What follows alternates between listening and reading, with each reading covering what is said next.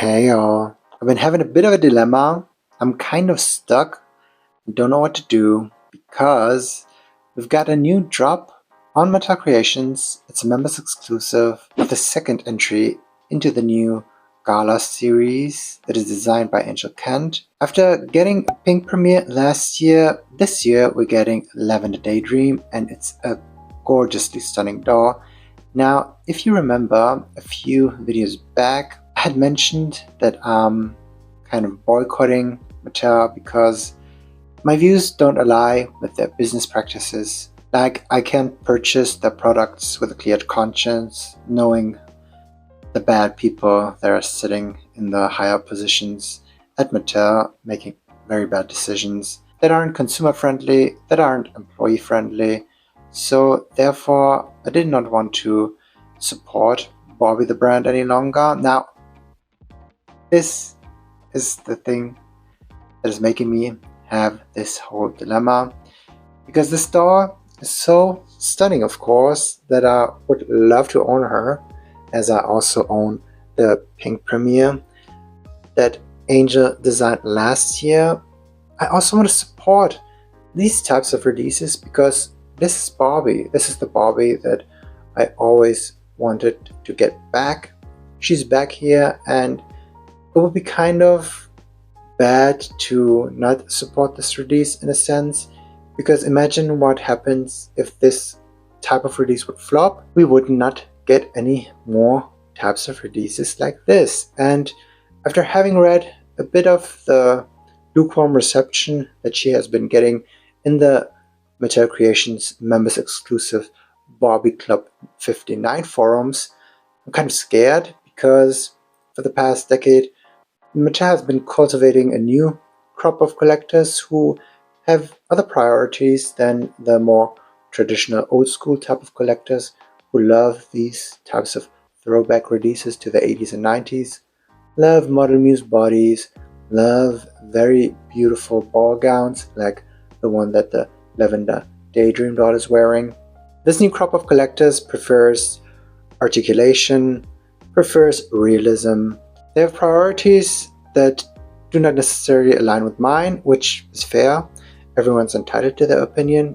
But when I read these types of opinions, I'm like, that's Barbie. This is Barbie's essence. This is 100% Barbie. Lavender Daydream is a throwback to Barbies of the late 80s, and I would love to have her, to just have her right next to my print premiere, to have sort of like a new revised version of Barbie and Whitney dolls, Barbie and PJ dolls from the 80s and the early 90s. I know that a lot of people aren't really warming up to the Gala series.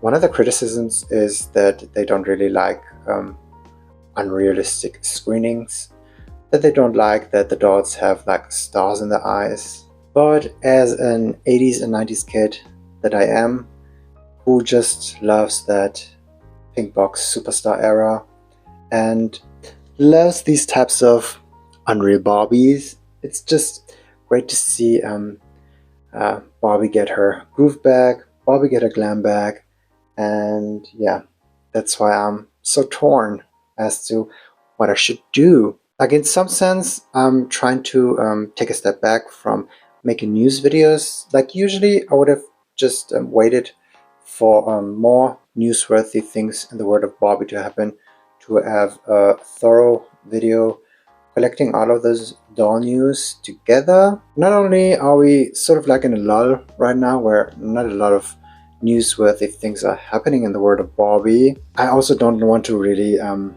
shine a light on these releases, in a sense, as to why I'm also boycotting Mattel, because I think that Mattel is right now not a very good corporation to be promoting.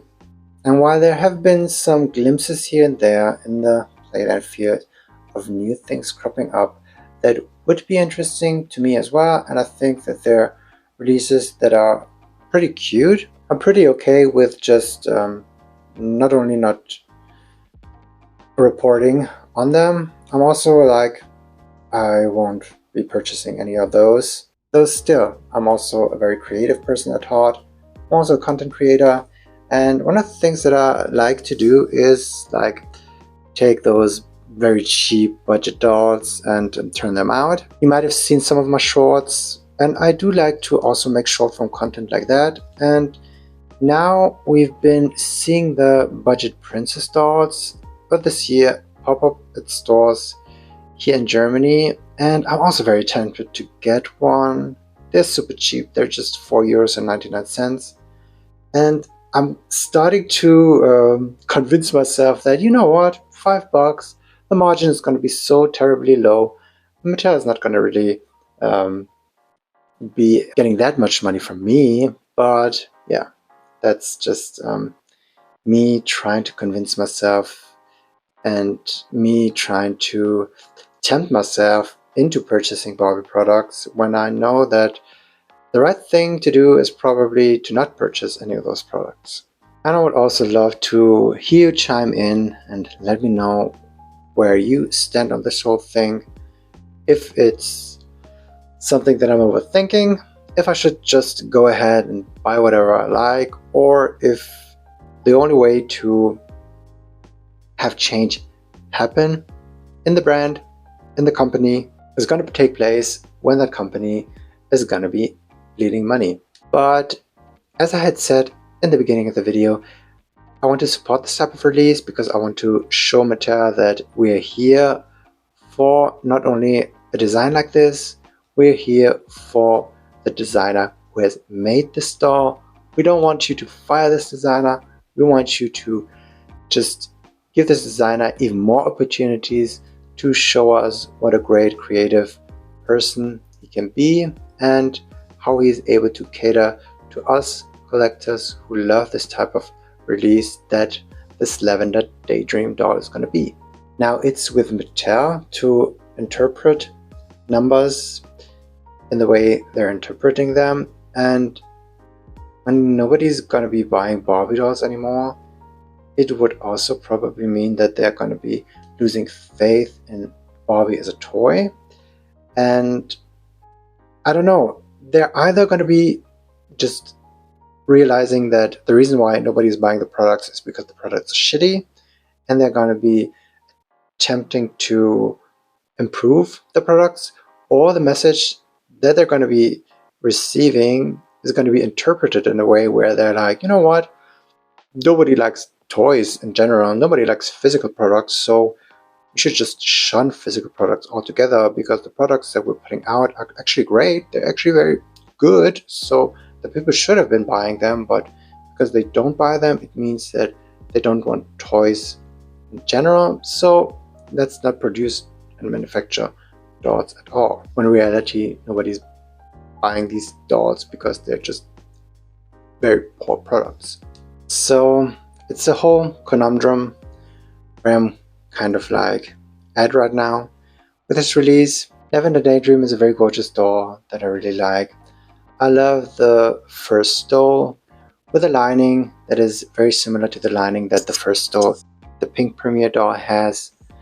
I love the fact that the Gala collection seems to be very consistent in the design, because one of my pet peeves about the Styled by Design dolls that were put out is that putting them next to each other, they don't really look coherent.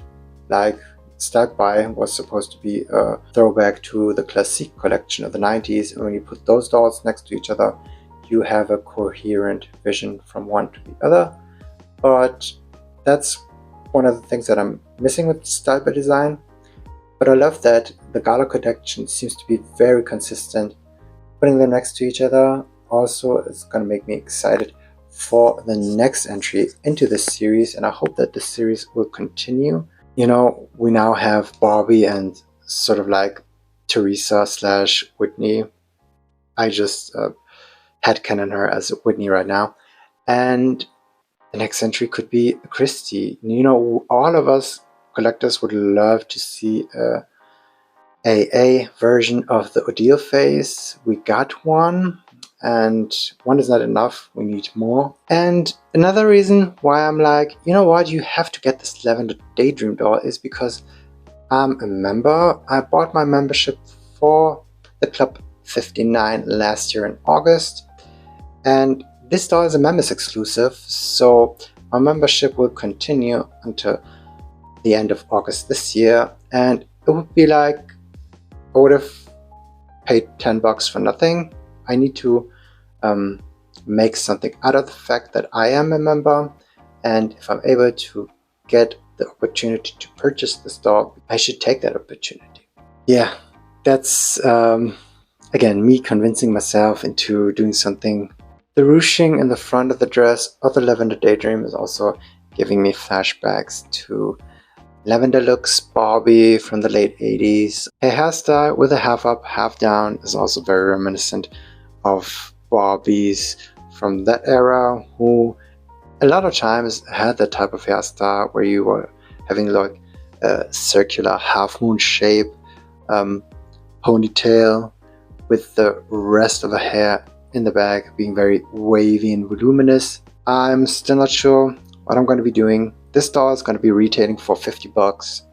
It's going to cost $50, and she's going to drop on May 23rd as a members exclusive doll. So I still have 11 days ahead of me where I'm able to make this decision that I ultimately need to do. I'm a very open person. I would not be the type who would be like, you know what, I'm saying one thing, I'm saying that I'm boycotting Mattel, but on the down low, I'm going to be purchasing these dolls anyway, but I'm just not going to be putting them on my Instagram stories, and I'm not going to be showing them on camera or display. That would be ludicrous, that would be ridiculous. That's why if I kind of break my promise of boycotting Mattel dolls and Barbie dolls, I'm going to be talking about that, and you're going to be getting a video on that. And here we are. So I want to hear from you. Let me know in the comments down below what you think of this Lavender Daydream doll. Do you think she's stunning? Is she not your cup of tea? Are you going to get her? Are you not going to get her? Let me also know what you think of me breaking my truce. Should I continue boycotting Barbie dolls because that's the right thing to do? Or is it not that deep? Is it not that serious? Like if you liked this video. Dislike if you thought this video was trash. Subscribe to my channel if you have not done so already, and I might be seeing you in my next one. So, bye for now.